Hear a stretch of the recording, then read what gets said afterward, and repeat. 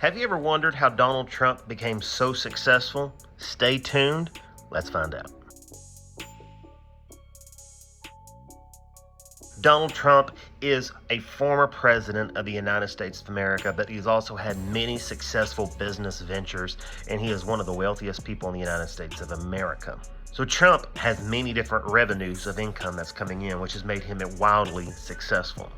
Here are some of those revenue sources. According to a Sportico analysis of a recent Federal Election Commission disclosure, Trump reported earning as much as $555 million from his golf portfolio between January 2022 and April 1st or April 14th of 2023.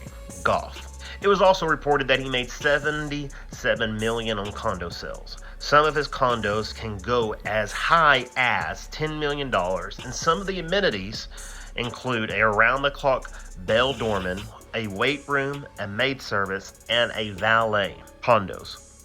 $10 million. So it's basically a glorified hotel room that he is able to sell for $10 million. According to Forbes, his worth is estimated to be around $4.5 billion. But when it comes to his exact yearly income, it gets kind of hard.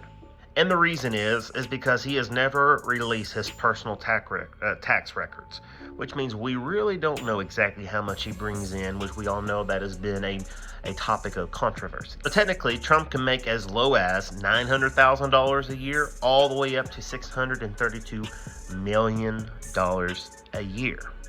So, to say the least, however you base your measurements of success, the man has made some money. So how did it all start?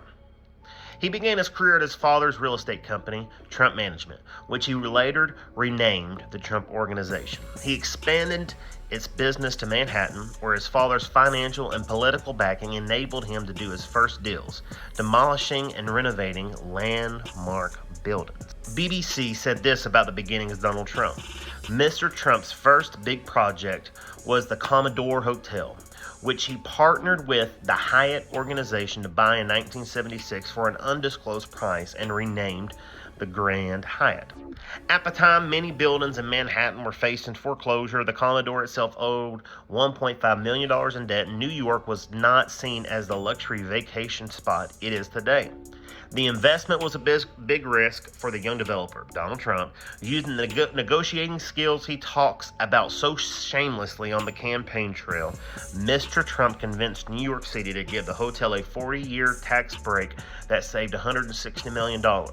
So, this is what BBC said. 1976, he bought it. 20 years later, he sold his half of that hotel for $142 million.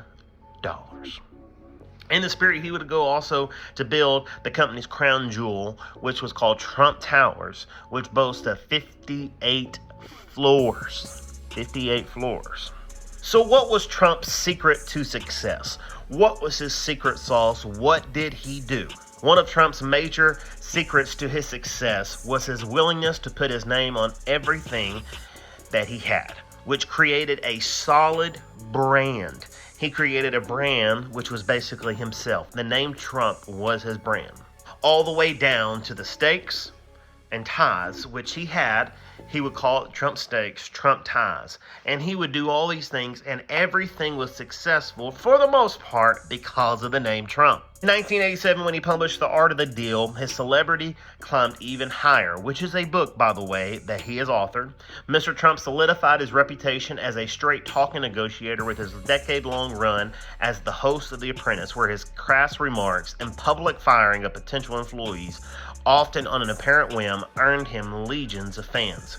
What does that mean is that they loved watching him on TV, and he earned a lot of loyal fans because he was a mean man. Sounds like why a lot of people don't like him as president, but we won't get into that. In this book, he also gave several reasons and keys to success that he believed got him to where he was today. One of those was you got to aim high. My style of deal making is simple. I aim very high, and then I just keep pushing and pushing and pushing to get what I'm after. To me, it's very simple.